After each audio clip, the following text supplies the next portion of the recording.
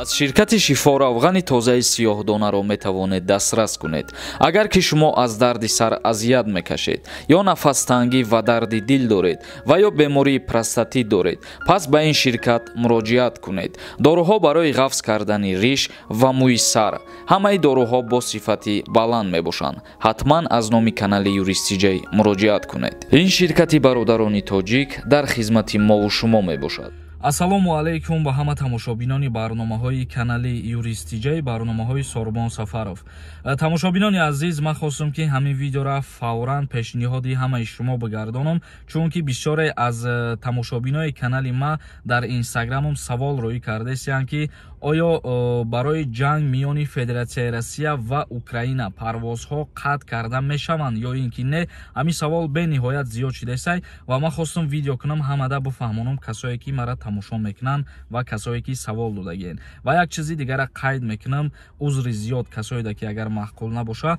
Чихеле ки медонед, канали ма конкурс гузаронидааст ва конкурси ма 850 дона билет дора. Ҳамагӣ як билет 250 рубл мебоша ва касое ки 5 дона билет خریداری کنن اگر 2 بلیت دیگه اینامی ما به شما پدرکا 26 دونه پریز داره. برای بلیت خریدن در رقم‌های واتساپ مراجعت کنین، به شما میفهمونن که چه خیل باید بلیت بخرین. 250 روبل بلیت یک دستگیری کنین تا بلیت‌های ما تیزتر تمام شوه، کنکورسا به انجام برسونیم.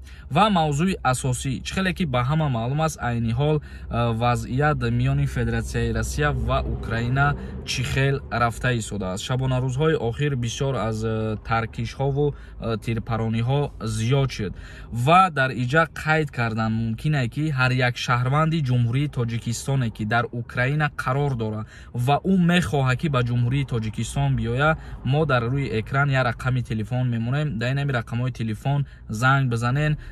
نمرای سفارت جمهوری تاجیکستان در اوکراین میباشه و به شهروندان جمهوری تاجیکستان کمک میکنه و به تاجیکستان میارنشون. با چی خاطری گپ گفتیم؟ به خاطر که عین حال همه گونه پروازها با اوکراین قطع گشتگی‌اند.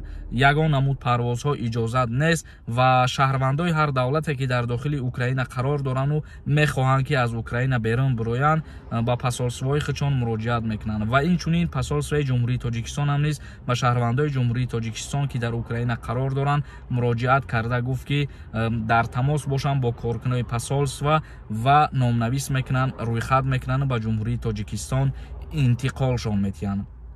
و در موضوع پروازهای روسیه به تاجیکستان قطع می شود یا که نه، در یگان جا یگان چی گفته شدگی نیست. خوشبختانه پروازها اولی قطع نمی شوند و یگان قرار هم برآوردگی نیستند که پروازها از سبب جنگ از تاجیکستان به روسیه قطع شوند یا که از روسیه به تاجیکستان قطع شوند.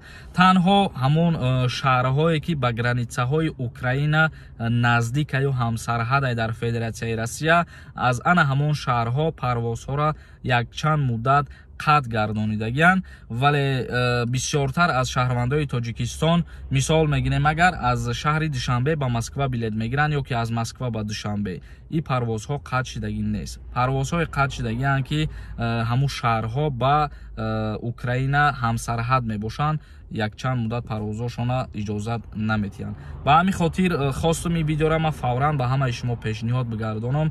همین قدر اخبارات بود اویدی قطع شدن یا کی نشدن پروازها من به شما همش فهماندم و اگر یگان خبری نو کشید، خدا راضی باشه، همش باز به شما پیشنهاد میکنیم. حتما در کانال ما ابونه بشین تا برنامه‌های دیگر. خداوند همه ما و شما را نگهبان باشه.